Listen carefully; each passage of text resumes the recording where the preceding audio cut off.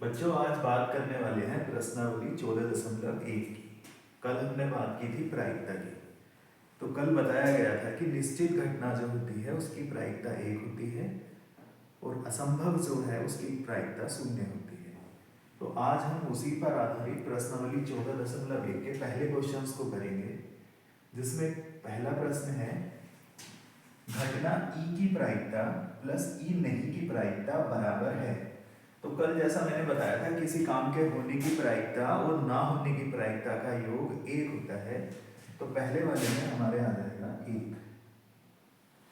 उससे आगे देखते हैं उस घटना की प्रायिकता जो घटित ही ना हो 0 होती है और ऐसी घटना असंभव कहलाती है।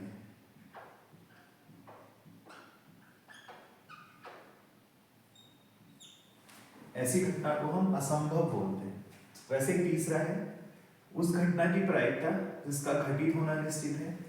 तो ऐसी घटना जो घटित ही होगी तो उसकी प्रायिकता 1 होगी और ऐसी घटना को हम बोलते हैं निश्चित।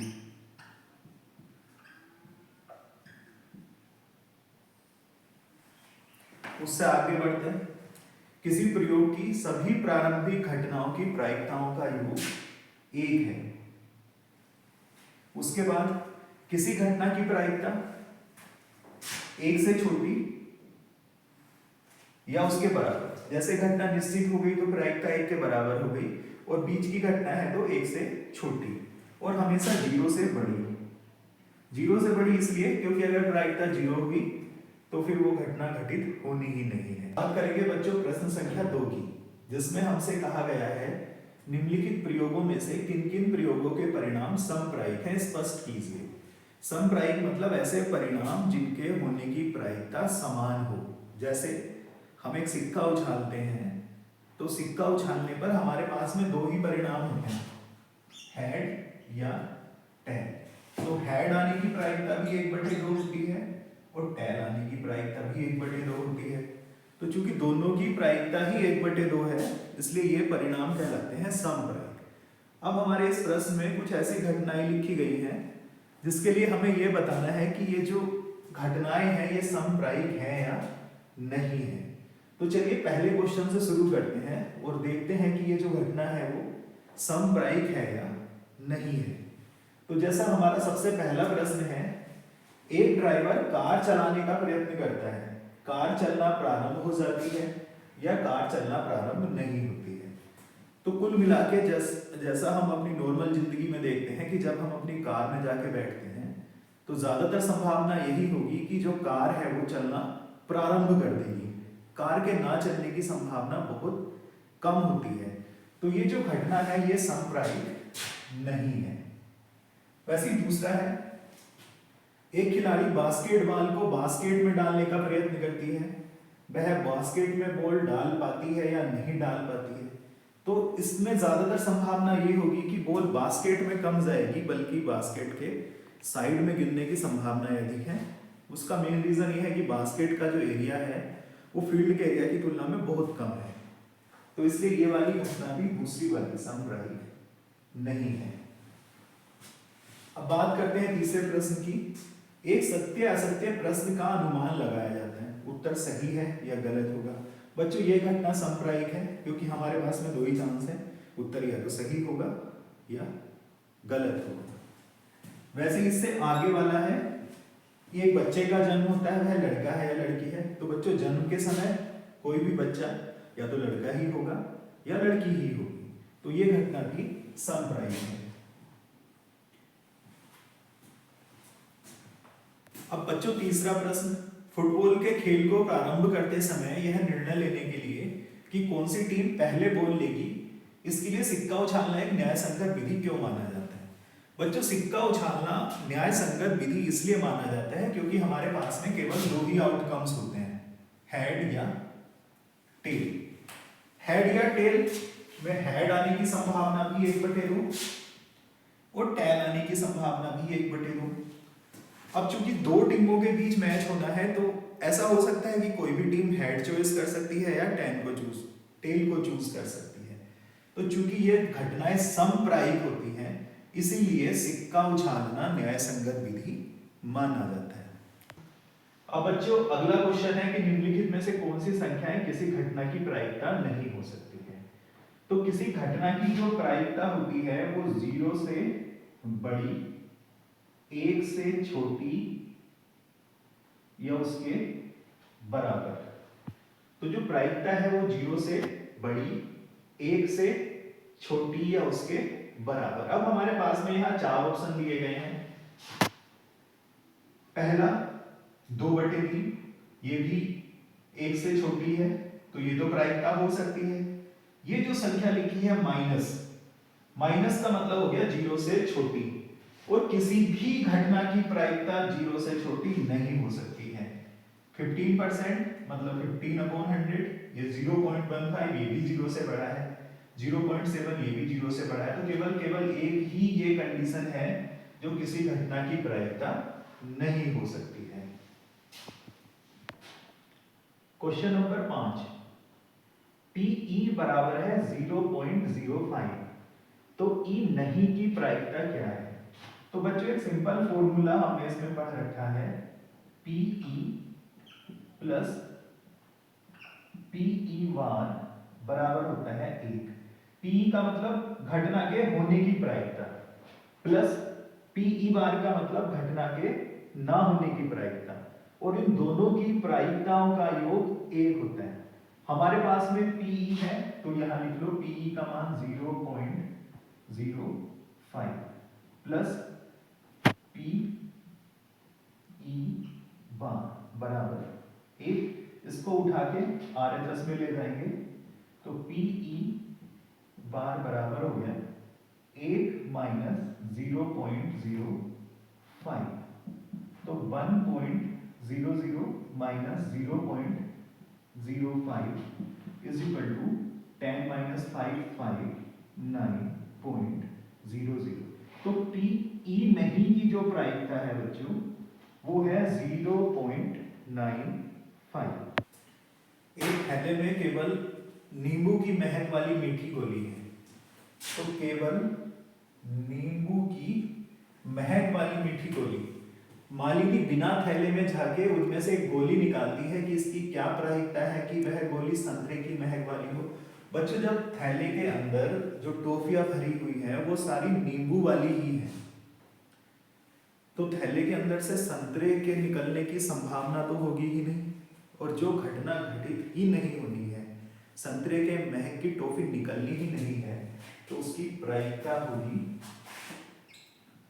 PE बराबर 0। और दूसरा ये कह रहा है कि नींबू की महक, तो थैले के अंदर जितनी भी टॉफियां हैं, जितनी भी गोली है वो सब नींबू की महक वाली है। तो जितने संभावित आउटकम्स हैं उतने ही फेवरेबल आउटकम्स है, मतलब जितने कुल संभावित परिणाम है उतने ही अनुकूल परिणाम भी हैं। तो इसके लिए जो प्रायिकता बनेगी वो बनेगी 1 PE1। ये तो एक निश्चित घटना है। यह दिया हुआ है कि 3 विद्यार्थियों के समूह में से 2 विद्यार्थियों के जन्मदिन एक ही दिन ना होने की प्रायिकता 0.992 है। इसकी क्या प्रायिकता है कि 2 के जन्मदिन एक ही दिन हो। तो इसने कहा 3 विद्यार्थियों में से 2 के जन्मदिन एक ही दिन ना होने की प्रायिकता, ना होने की प्रायिकता मतलब PE बार बराबर 0.992, और हमें ज्ञात करना है कि एक ही दिन जन्मदिन होने की प्रायिकता। तो इसके लिए हम क्या करेंगे कि हम PE बार की जगह, PE बार का मान हमें पहले से ही पता है, तो अब हम PE निकालेंगे। PE बराबर क्वेश्चन मार्क। बच्चों सिंपल सा फॉर्मूला हमें पता है, PE plus PE bar is equal to होता है 1। तो PE plus value of PER is 0.992 is equal to 1। तो PE इज equal to 1 minus 0.992। 1 minus 0.992 means 0.008। यही हमारा लास्ट आंसर है। एक थैले में 3 लाल और 5 काली गेंदें हैं। ये क्वेश्चन नंबर 8 है बच्चों, थोड़ा अलग टाइप का है। ये कह रहा है थैले में 3 लाल और 5 काली गेंदें हैं। इस थैले से एक गेंद निकाली जाती है। इसकी क्या प्रायिकता है कि गेंद लाल हो, लाल नहीं हो। तो पहले हम कुल संभावित परिणाम,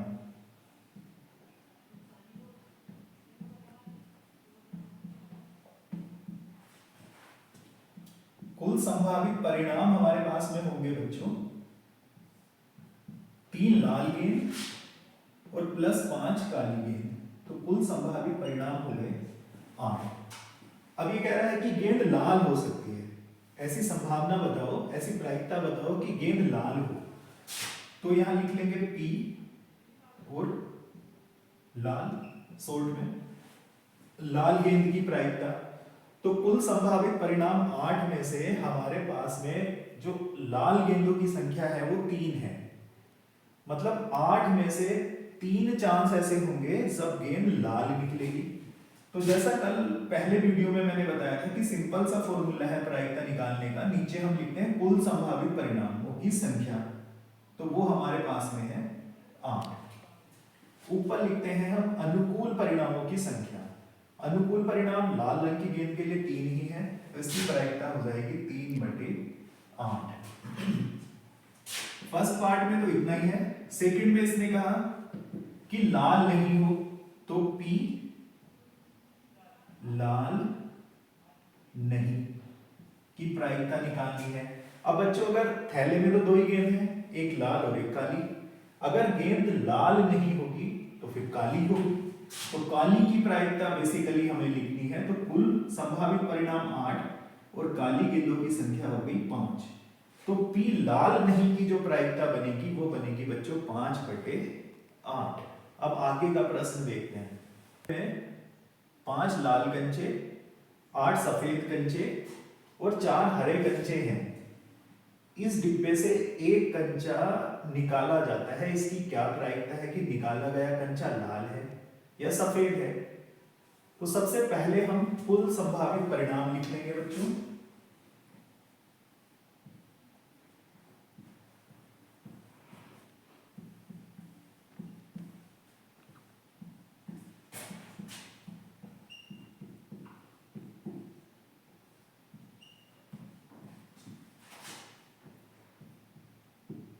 हो जाएगी 5 लाल, 8 सफेद, 4 हरे। 8 और 5 13 और 4 17। अब हमें निकालना है कि लाल रंग का कंचा निकलने की क्या प्रायिकता। तो P लाल बराबर, तो सिंपल फॉर्मूला है, ऊपर लिखने हैं हमें अनुकूल परिणाम और नीचे लिखने हैं हमें संभावित परिणाम। तो कुल संभावित 17 यहां भी होंगे और कुल संभावित 17 यहां भी होंगे जब हम P सफेद के लिए फाइंड करेंगे। अब हमारा बचता है कि हमारे लिए अनुकूल परिणाम कितने हैं। तो P लाल का मतलब लाल कंचे 5 हैं, तो P लाल हो गया 5/17। सफेद कंचे के लिए 8 सफेद कंचे हैं, तो P सफेद हो जाएगा बच्चों 8/17। तो इस तरह से लाल रंग के कंचे की प्रायिकता बनेगी 5/17 और सफेद की बनेगी 8/17। 10 के लिए एक पिगी बैंक में 50 पैसे के 100 सिक्के, 1 रुपए के 50 सिक्के, 2 रुपए के 20 सिक्के, 5 रुपए के 10 सिक्के हैं। पिगी बैंक को हिलाकर उल्टा कर दिया, एक सिक्का गिरने के सभी परिणाम समप्रायिक हैं। इसकी क्या प्रायिकता है कि गिरा हुआ सिक्का 50 पैसे का होगा, 5 रुपए का होगा। तो सबसे पहले कुल, सबसे मेन हमारा होता है कि कुल संभावित परिणामों की संख्या कितनी है। कुल संभावित परिणामों की संख्या। तो कुल संभावित परिणामों की संख्या के लिए हम जोड़ लेंगे कि हर एक प्रकार के कितने सिक्के हैं। जैसे 50 पैसे के 100 सिक्के, तो 100 प्लस 1 रुपए के 50, तो 50 परिणाम ये हो गए, प्लस 2 रुपए के 20 सिक्के, तो 20 परिणाम ये हो गए, और प्लस 5 रुपए के 10 सिक्के, 10 परिणाम ये हो गए। तो कुल मिला के हमारे पास में जो कुल संभावित परिणामों की संख्या हो गई वो हो गई बच्चों 180। अब हम बात करते हैं कि वो जो सिक्के गिरेंगे सभी के परिणाम समप्रायिक हैं। तो पहला कह रहा है कि सिक्का 50 पैसे का होगा, तो P 50 पैसे। जब मैं इसके लिए प्रायिकता निकालूंगा तो सबको पता है कि पहले नीचे हमें लिखना है कुल संभावित परिणामों की संख्या, वो है हमारी 180। अब बात करते हैं 50 पैसे के सिक्कों की। तो 50 पैसे के 100 सिक्के, तो हमारे लिए अनुकूल परिणाम हो जाएंगे 100। तो P 50 पैसे के सिक्के के लिए प्रायिकता होगी 100/80। इसको काट लेंगे, 0 से 0, 2 पंजे 10 और 2 नब्बे 18। तो हमारी प्रायिकता हो गई 5/9। ऐसे ही दूसरा है P 5 रुपए का नहीं, ₹5 का नहीं। अब जो सिक्का निकलना है वो 5 रुपए का नहीं होना चाहिए। 5 रुपए का नहीं होने का मतलब वो 50 पैसे का हो सकता है, 1 रुपए का हो सकता है, 2 रुपए का हो सकता है। तो इस कंडीशन में कुल संभावित परिणाम तो हमारे 180 ही रहने हैं। बाकी 50 पैसे का सिक्का नहीं होना चाहिए, मतलब ये 10 सिक्के नहीं होने चाहिए। उसके अलावा जितने बचे वो सब हमारे अनुकूल परिणाम हैं। तो 100, 50, 20 कुल मिला के हो गया 170। तो 0 से 0 कट और हमारा आंसर होगा वो होगा 17/18, 17/80। गोपी अपने जलजीव कुंड के लिए एक दुकान से मछली खरीदती है। जलजीव कुंड मतलब एक्वेरियम जो कांच का बना हुआ होता है। दुकानदार एक टंकी में से जिसमें 5 नर मछली और 8 मादा मछली हैं, उनमें से एक मछली निकाल के उसको देती है। इसकी क्या प्रायिकता है कि निकाली गई मछली नर है? तो बच्चों पहले हम देखते हैं नर मछली कितनी है। नर मछली हमारे पास में है 5 और मादा मछली हमारे पास में है। तो ये जो नर और मादा दोनों प्रकार की मछलियां हैं, ये हमारे लिए कुल संभावित परिणाम है। कुल संभावित परिणामों में 5 नर मछली, 8 मादा मछली, तो कुल कितना हो गया? टोटल हो गया बच्चों 8 और 5 13। ये जो मछलियों की संख्या है उस दुकानदार के पास वो 13 है। अब वो कह रहा है कि इसकी क्या प्रायिकता है कि निकाली गई मछली नर मछली है। तो हम यहां लिखेंगे P नर मछली। P नर मछली का मतलब है नर मछली निकालने की प्रायिकता। तो सिंपल फॉर्मूला है, नीचे कुल संभावित परिणाम। कुल संभावित परिणाम इस कंडीशन में हमारे पास में है 5 और 8 13, तो ये हो गया 13। अब इसने कहा कि निकाली गई मछली नर है। अब हम देखते हैं नर मछली के लिए कितने परिणाम है।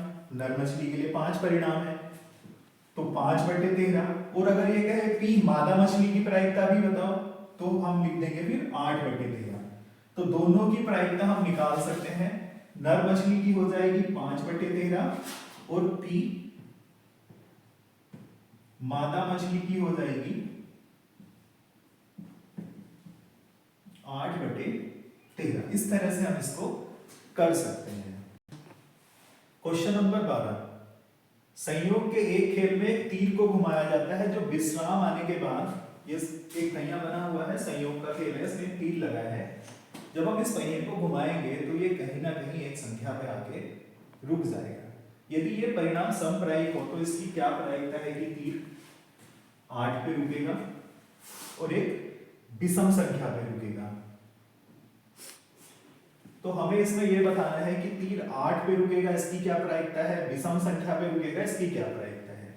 तो बच्चों सबसे पहले हम यहां लिख लेते हैं कुल संभावित परिणामों की संख्या। अब अगर हम संभावित परिणामों की संख्या के बारे में बात करें तो हमारे पास में परिणाम क्या है कि जो हमारा तीर है वो या तो 1 पे रुक जाए या 2 पे या 3 पे, 4 पे, 5 पे, 6 पे, 7 पे, 8 पे, इनमें से किसी एक संख्या पे तीर रुक जाए। तो कुल संभावित परिणामों की संख्या जो हमारे यहाँ बनेगी वो बनेगी 8। अब जैसा पहला क्वेश्चन है, इसने कहा कि P 8 पे रुकना चाहिए। तो P 8 की अगर मैं प्रायिकता निकालूं तो बटे में मुझे लिखने पड़ेंगे कुल संभावित परिणाम, और कुल संभावित परिणामों की संख्या है बच्चों 8। ऐसे ही दूसरा भी है, इसमें कह रहा है विषम संख्या को निर्मित करेगा, तो मैं पहले यहाँ शॉर्ट में लिख देता हूं पी विषम संख्या। इसको यहां इसका उत्तर लिख लेंगे, तो बटे में यहां भी 8 ही आना है। अब 8 कितनी बार है इसमें? 8 बच्चों तुम देख रहे होंगे केवल एक ही बार लिखा है, तो अनुकूल परिणामों की संख्या हो गई 1।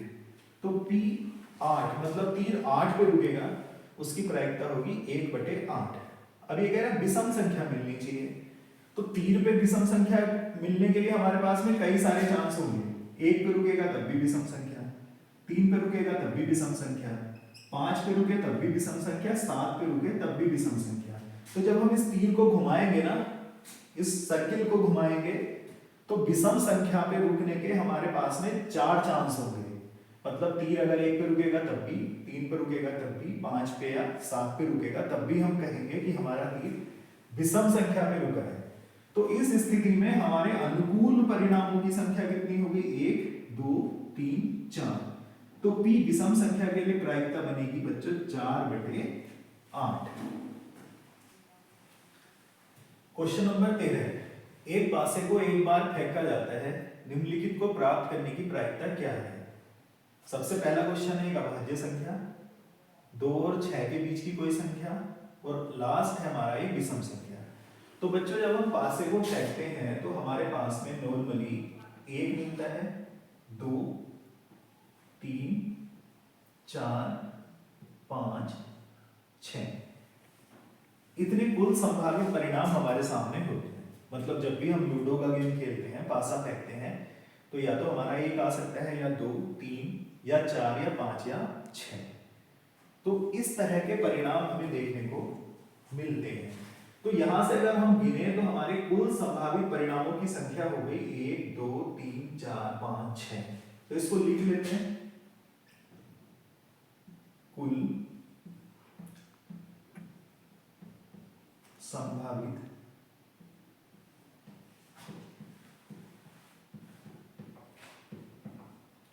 परिणामों की संख्या बराबर होगी बच्चों 6। अब हम पहला देखते हैं, इसने कहा P अभाज्य संख्या, एक अभाज्य संख्या मिलनी चाहिए। तो अभाज्य संख्या के लिए हमें यह देखना होगा कि ये जो 1 से लेकर 6 तक के परिणाम है, इसमें कितनी अभाज्य संख्याएं हैं। तो सबसे पहली अभाज्य संख्या 2, फिर 3, फिर 5। मतलब अभाज्य संख्या या तो 2 हो सकती है, या 3 हो सकती है, या 5 हो सकती है। तो P अभाज्य संख्या या तो 2 या 3 या 5। तो 2 3 या 5 का मतलब हो गया कुल संख्याएं हो गई ये 3। मतलब जो हमारे अनुकूल परिणाम है उनकी संख्या होगी बच्चों 3। तो P अभाज्य संख्या के लिए जो प्रायिकता बनेगी वो होगी 3 बटे कुल संभावित परिणामों की संख्या 6। इसको काट लेंगे, 3 एकम 3, 3 दूनी 6, और काट के आ जाएगा 1/2। ये तो फर्स्ट पार्ट था। ऐसी सेकेंड पार्ट है, इसमें 2 और 6 के बीच की कोई संख्या, तो P 2 और 6 के बीच की कोई संख्या बराबर। अब 2 और 6 के बीच की संख्या, ना तो 2 लेना है ना 6 लेना है, बल्कि उनके बीच की संख्याएं लेनी है। तो उनके बीच में ये 3 संख्याएं हैं, 1 2 3। तो इसके लिए अनुकूल परिणामों की संख्या 3 और कुल संभावित परिणाम वो हमारे पहले से फिक्स हो गए, वो हो गए 6। तो इसके लिए प्रायिकता बनेगी 3/6, काट के 3 एकम 3, 3 दूनी 6, और उत्तर हो जाएगा 1/2। ऐसे ही हमारा इसमें तीसरा है लास्ट, P एक विषम संख्या। अब बच्चों बात होगी विषम संख्या की, तो विषम संख्या है इसमें एक ये विषम संख्या, एक ये विषम संख्या, और एक ये 5 विषम संख्या। तो विषम संख्याओं की संख्या वो हो गई 3 और कुल संभावित परिणाम 6। तो 3 एकम 3, 3 दूनी 6, इस स्थिति में भी कुल प्रायिकता हमारी बननी है 1/2। तो बच्चों आज के इस वीडियो में हमने 13 क्वेश्चंस हल करने की कोशिश की है। उम्मीद करते हैं कि आपको ये सभी क्वेश्चन समझ में आ गए होंगे। इनकी सहायता से आप आगे के सभी क्वेश्चन सोल्व कर सकते हैं। Thank you.